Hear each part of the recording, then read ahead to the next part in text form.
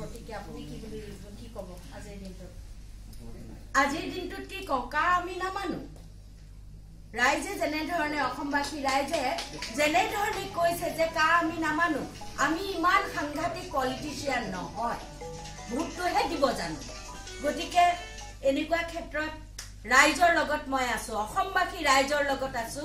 এতিয়া আমি যিখিনি জীয়াই থাকিবলৈ আমি আশা কৰিছো সেইখিনি যাতে আমাক মৃতপ্ৰায় অৱস্থা নকৰে, কা আমি নামানো। শিল্পীসকলৰ বাবেও এটা বেয়া খবৰ, কাৰণ এতিয়াৰ পৰা বিহু সমিতিসমূহে GST ভৰিব লাগিব আৰু শিল্পীসকলৰ পৰাও আমিনো কিমান পাওঁ। ৰাইজে মৰম কৰি শৰাই বঁটাখন দিয়ে, শৰাইখন খালী নকৰি যেনিবা তামোল পাণ আৰু কিবা এটা অৰিহণা দিয়ে, নহয়নে?